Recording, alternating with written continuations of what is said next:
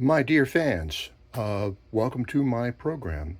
And today, what I have before you is a Burnham Independence.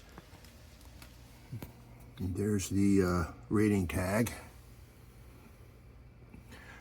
And this is probably the first boiler that I put in by myself, actually, back in 1993, if I recall.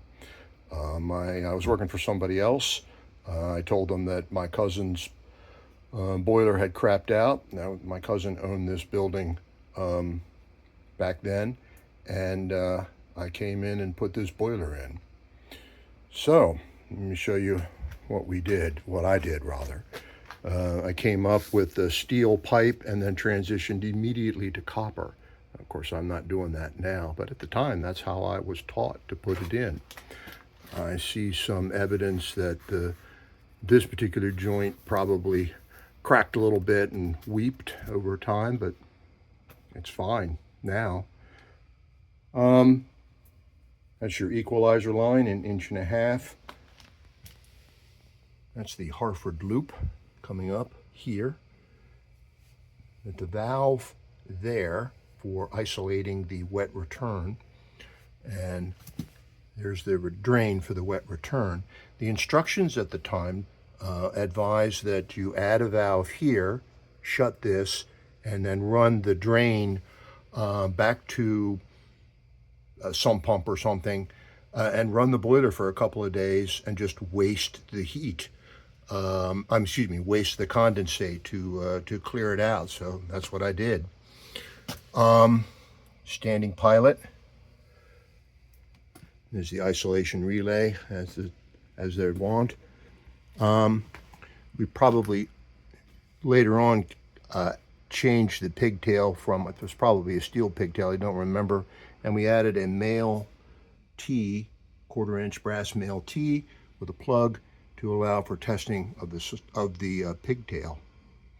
I had originally ordered this with a McDonnell Mellon number 67 because I didn't want those newfangled electronic low water cutoffs, which I didn't trust for some reason.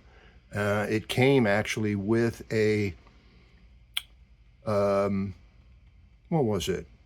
Honeywell ring guard, and that failed.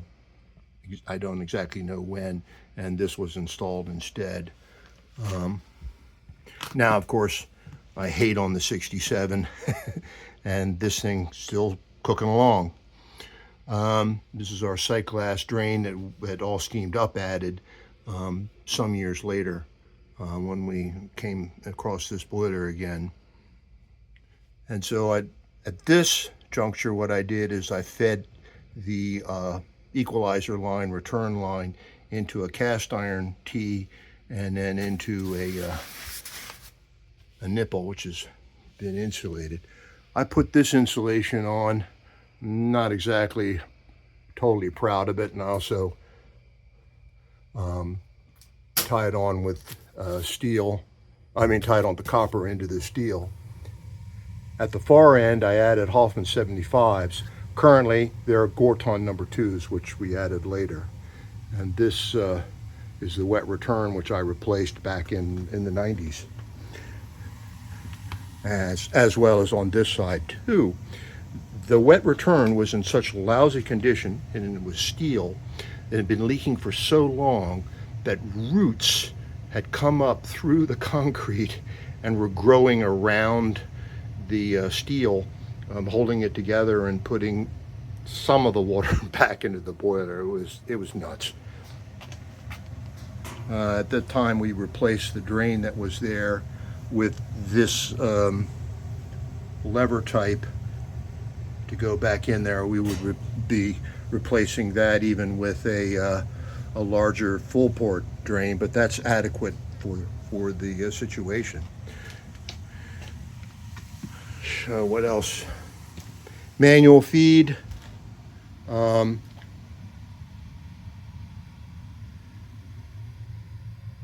Service switch, wiring.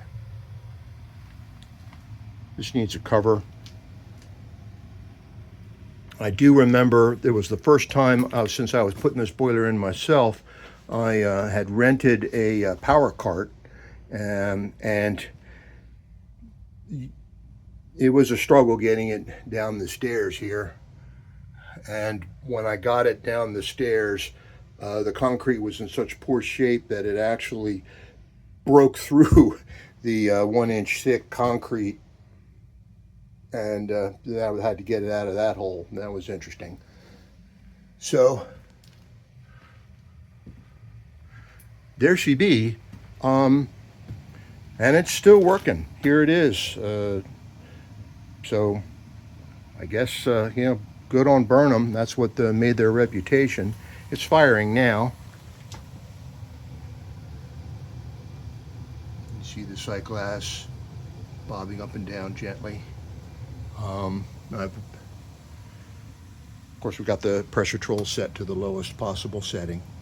And I think that'll do it. Remember to like and subscribe. Please ask any questions. I'll try to answer them. And I'll see you on the next one, folks. Stay safe out there.